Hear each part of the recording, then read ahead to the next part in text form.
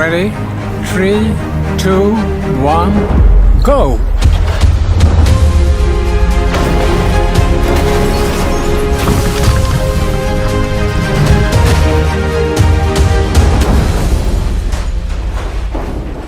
Today we have dropped 10 cars from 30 meters from a crane.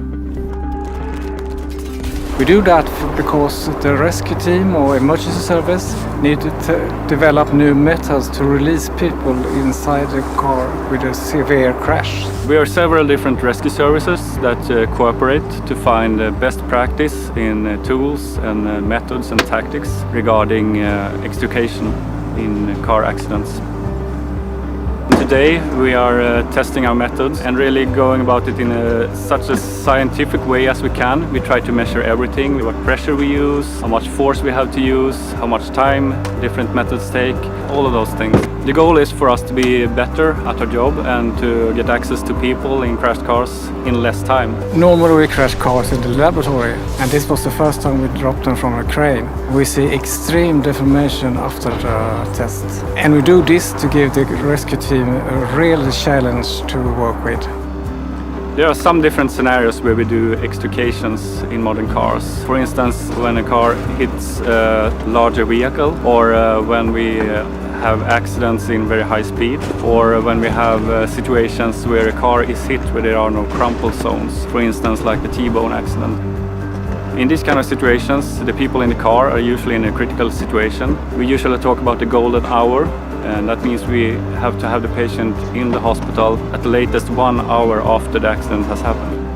A problem we have as fire brigade is that when we do train normally, we usually get our cars from scrap yards, and these cars are most often 10, 15, maybe 20 years old, and they work very differently from the cars today regarding safety and hardness in the steel and how they work when we try to open them up. So therefore it's extremely important for us to work with new cars.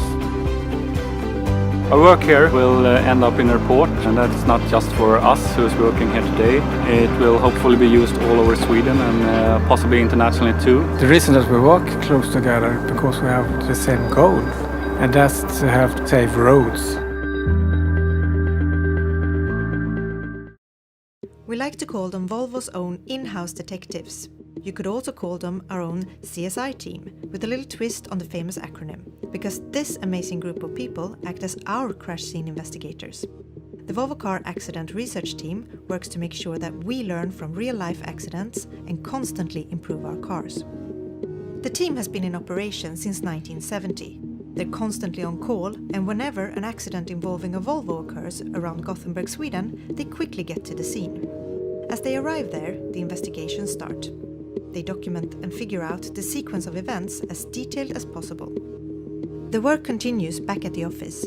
Police reports are requested, the driver is contacted, and the car is examined. How are the passengers? How forceful was the impact? How quickly did the active safety systems intervene? It's all part of vital data gathering. A lot of effort is also spent understanding how the driver experienced the accident. What was the cause of the accident? This involves the safety center's behavioral scientists. Other questions include: what was the weather like? What was the time? In what conditions were the road markings? Finally, the team will ask people involved in the accident to share their medical records, which also allows the team to take note of any injuries sustained. These are later analyzed by experts in biomechanics in cooperation with physicists to understand the exact cause of the injury. By figuring out and analyzing what has happened during each phase of the accident research team provides relevant information on what could be improved. All the data and knowledge they collect is shared with Volvo's product development teams, who use it to develop and implement new technologies in upcoming cars. This is what allows Volvo to constantly be at the forefront of safety development. The accident research team is far from the only source of research data for Volvo's safety experts, but it plays an important role.